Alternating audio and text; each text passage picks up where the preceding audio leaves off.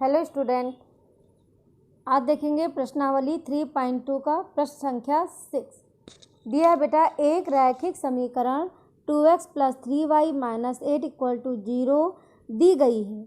दो चरों में एक ऐसी रैखिक समीकरण लिखिए ताकि प्राप्त युग्म का ज्यामितीय निरूपण, जैसा कि ये 3 शर्तें दी हैं, प्रतिच्छेद करती रेखाएं हों, समांतर रेखाएं हों और संपाती रेखाएं हों।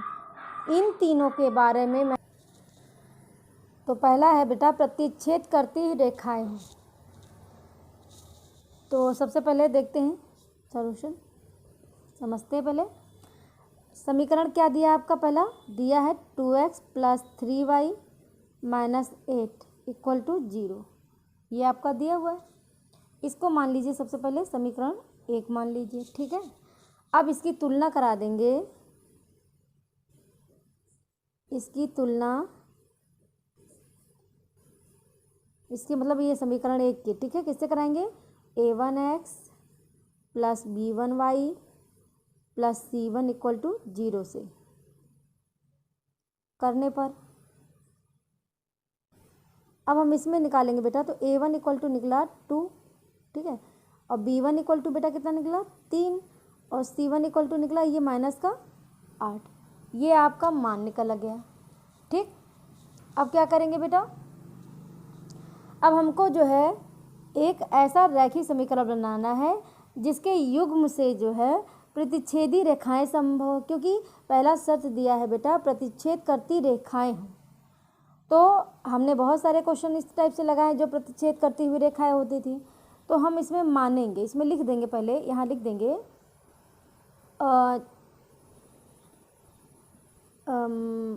माना नया रैखिक समीकरण,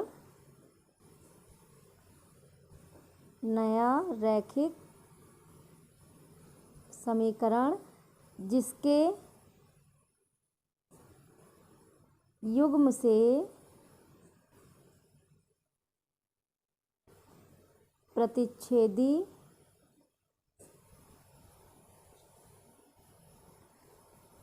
प्रतिच्छेदी रेखाएं संभव हो।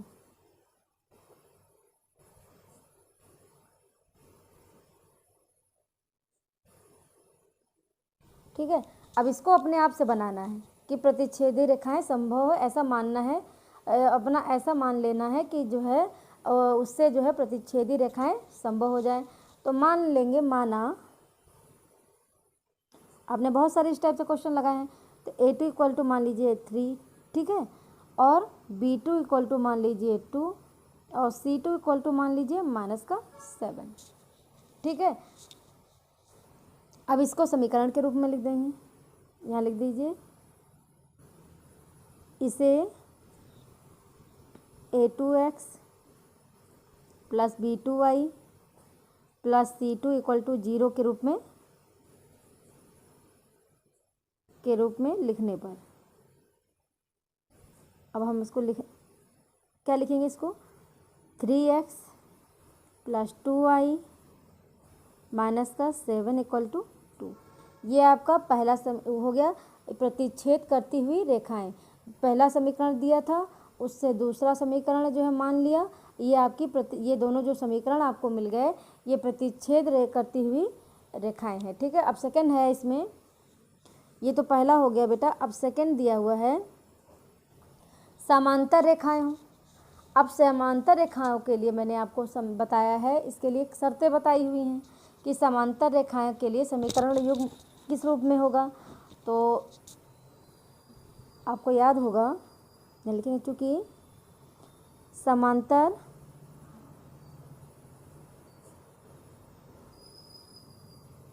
रेखाओं के लिए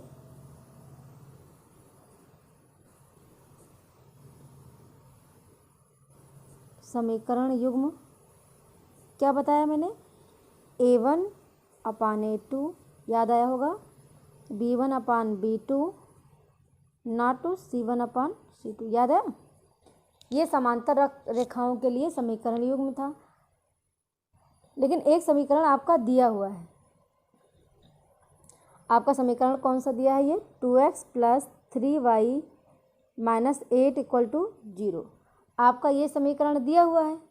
अब इसको बार बार नहीं निकाल रहे हैं, इसका जो है तुलना करने पर आपका मान कितना आया था, A1 इक्वल टू कितना आया था बेटा, आपका आया था 2 आया था, और B1 इक्वल टू आया था 3 आया था, और C1 इक्वल टू आया था आपका -7।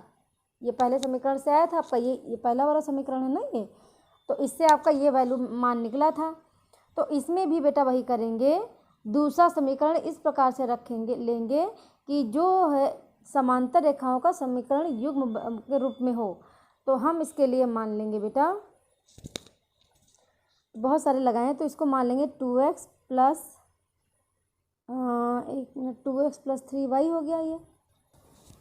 अब हम दूसरा समीकरण ऐसा मानेंगे कि जो है आपका समांतर रेखाओं के युग्म इस टाइप से आपका बन जाए, ठीक है। तो इसको मान लेंगे 2x प्लस 3y माइनस का 12 इक्वल टू 0। अब ये आपका दो समीकरण, अब ये दोनों समीकरण को जब सॉल्व करेंगे तो आपका ये समांतर रेखा के लिए समीकरण युग्म हो जाएगा। तो आपका जो दूसरा शब्द क्या था, समांतर रेखाएं, तो ये आपका समांतर रेखाएं हो गया। अब थर्ड दिया है संपाती रेखाएं हों।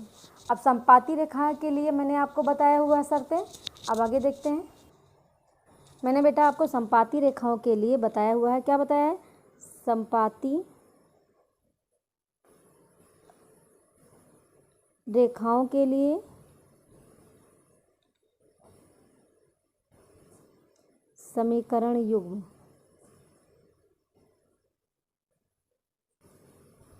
कैसे, किस रूप में बताया मैंने, A1/A2 equal to B1/B2 equal to C1/C2।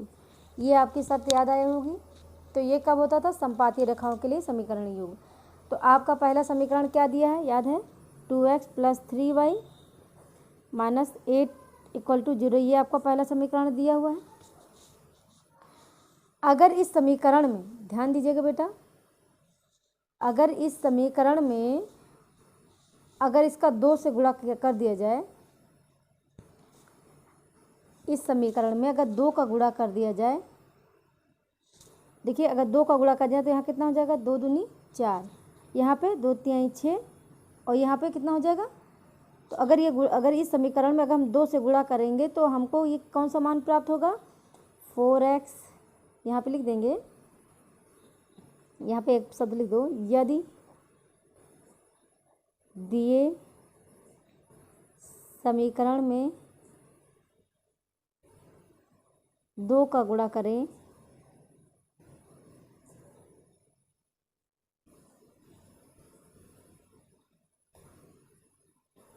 जब 2 का गुणा करेंगे तो आपको क्या समीकरण मिलेगा, 2 दूनी 4x, 2 तिया 6y, और माइनस 2 8 16 इक्वल टू 0। ये मिलेगा आपका दूसरा समीकरण। ये दोनों समीकरण को सॉल्व करेंगे बेटा तो आपको संपाती रेखाओं के लिए समीकरण युग्म मिल जाएगा। तो ये आपका तीसरा शर्त हो गया, ठीक है। बस यही आपको दिखाना था, ठीक है।